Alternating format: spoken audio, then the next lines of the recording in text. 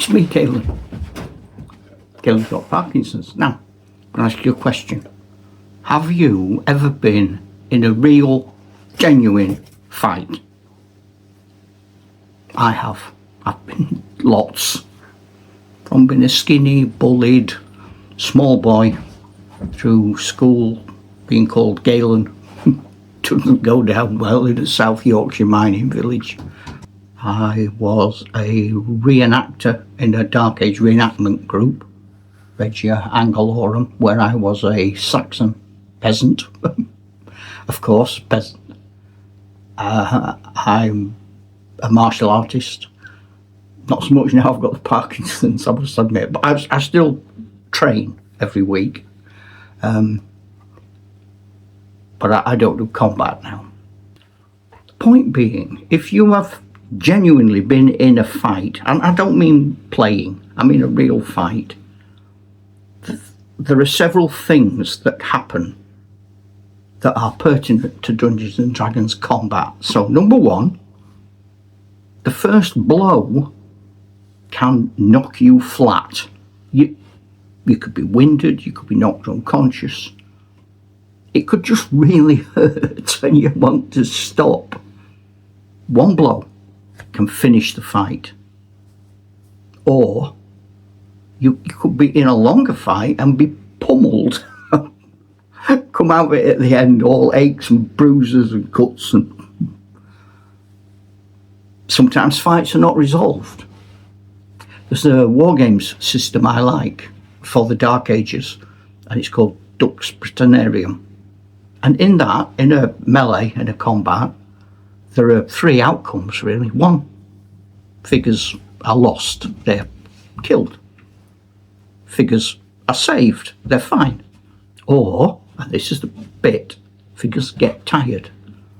And most combats end in that rule set with the unit becoming so tired it's got more fatigue counters than figures in the group, and at that point it withdraws. We tend now in Dungeons and Dragons to fight combats for a long time. I've been in combat situations that have lasted the full length of the evening just to get past one monster.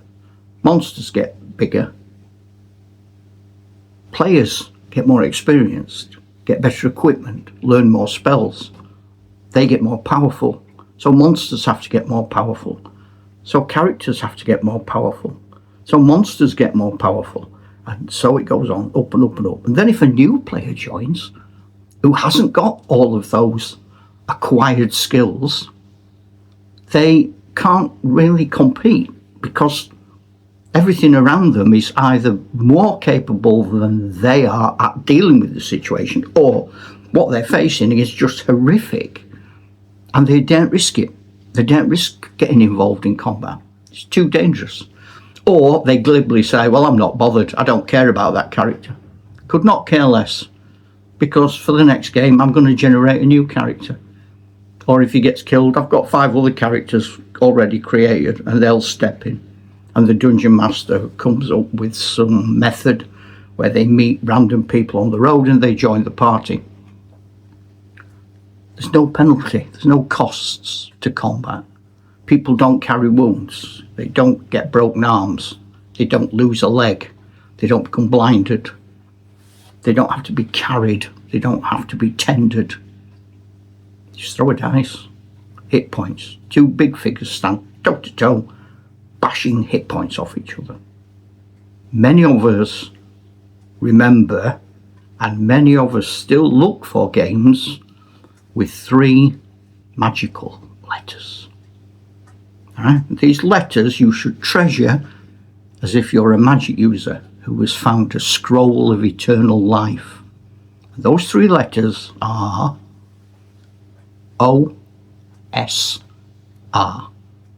Old School Renaissance.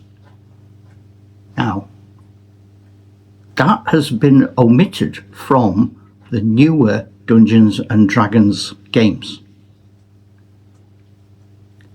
Do you want to play Dungeons and Dragons like it's supposed to be played? When you play poker, do you play a different version of poker every time? If you play chess, do you want someone modernising the rules? If something's good, why mess with it? Is it a coincidence that people bring out new editions of games and their companies survive on generating cash by you upgrading to the new modules? Are they improving the game? I don't know. I'm asking the question. I'm not saying they're not. I'm not saying they are. I'm asking you the question. Do you think all these things come out because they've discovered some brilliant new methodology that improves your experience? Think about it. There's a rule in Dungeons and Dragons that is older than Dungeons and Dragons. Think about that. And it's a rule that should have been in Dungeons and Dragons forever, and it's vanished. And it is the 10-minute rule. And the 10-minute rule was written by Gary Gygax. I don't know this for a fact. It's a long time ago. But after Gary Gygax and his friend got together, I'm thinking after Chainmail, but you will know. Tell me. Comment. Somebody knows. There was Chainmail for medieval wargaming. There was a fantasy supplement for Chainmail. Then there was Blackmore. Then there was Dungeons and Dragons. And in that morass and mix was Greyhawk. In those games, Gary Gygax himself wrote a letter. But he talks about having the 10-minute rule. And the 10-minute rule is brilliant. We played it. And I still play it. And versions of it. And I even now have things like 10-second rules. So the idea is, whatever the situation, if you're in a room, you've got 10 minutes to solve it. You've got to get out of that room in 10 minutes. Now that stops people going down corridors, testing every floor tile for a trap. Because it gets boring. People fall asleep waiting while they test every single floor tile to see if it's a trap. If you're not out of that corridor in 10 minutes, something's going to happen. Maybe a strange spell seals the back door. Maybe the wall starts moving in behind you, pushing you forward. Maybe the ceiling starts to collapse. Maybe the floor starts opening. It's up to the dungeon master what happens. It doesn't swallow them, but it says, look, you've got a minute now. You've had your 10 minutes. Your 10 minutes are up. You can have a minute of extra time. Get out of the room now. Take a risk. Don't be faffing about. Because the notion of Dungeons and Dragons, the thing that made it exciting at the start, that kept us playing, was the immediacy and the thrill. It wasn't within the nature of Dungeons and Dragons to hide. To not try and solve problems, to find every trap, to avoid every problem. The nature of Dungeons and Dragons was to run in like a lunatic and have fun. But it's going away because we're getting too cautious or we're getting too tied up with a single problem. I've used chess clocks in the past. It's 10 minutes on the clock. The problem with the chess clock is people then see that you've set a chess clock and they think, oh, that's what we've got. I mean, you can set a chess clock and tell them they've got 5 minutes, and in actual fact, that's not true. You tell them they've got 10 minutes and they've got 5. Tell them they've got 15 and they've got 10, you know. But again, people get wise to that. But you can have a quick glance at the clock and think, okay, about 10 minutes. If you've not done by 10 past, all hell is going to break loose. This works well for exploration. Now in combat, it's harder. It's harder even if you keep all of your statistics the same as they are now. And it's harder because it takes more than 10 minutes for 5, 6, 7 players to fight a huge non-player character with lots of hit points. Especially if people reading books and cards and phone apps trying to find spells. 10 minutes isn't a very long time.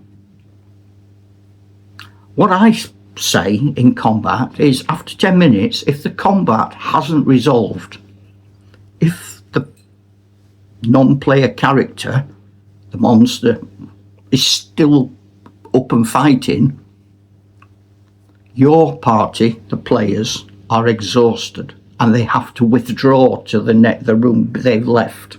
They have to go back through the door and out the room. The monster doesn't pursue, in my mind, because it's exhausted.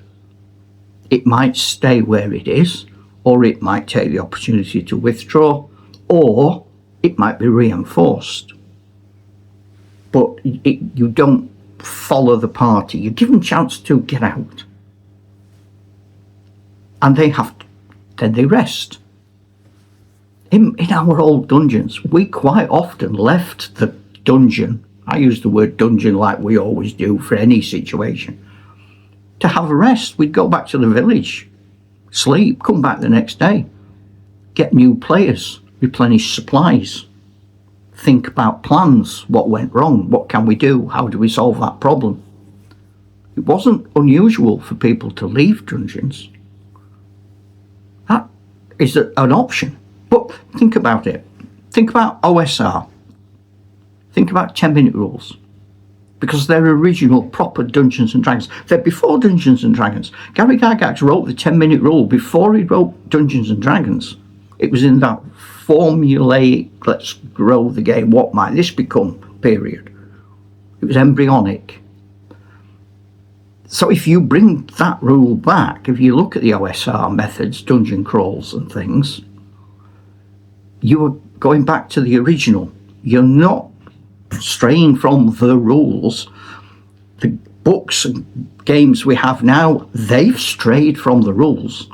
You are bringing it back to where it was supposed to be, and where I believe, and I shall put my money on the table, I genuinely believe if you go back to the 10-minute rule, or some version of, you'll find your games get more exciting. If people are in a room, they've got 10 minutes, or however many minutes you think is suitable. Might be more, might be less. If they're in a combat, they've got 10 minutes. And after that, they're exhausted. If you haven't solved a problem in 10 minutes, you're not solving it. Get out of there. I speed up combat. I give people, if inexperienced games, up 20 seconds. Who's got the highest dexterity? You. You were first because you were fastest. Your turn, what are you doing? I'm pulling my sword out and I'm attacking the monster. That's brilliant. That's less than 20 seconds. What are you doing? I'm going to get me... I wonder what that spell does. No, well, hang on, you've missed your turn. You're reading a book. You're reading a spell book. You're thinking, well, this is all happening. Dithering. You're a ditherer, sir. I don't know what you think. I'm sure you'll tell me. Ta-ra, Chuck.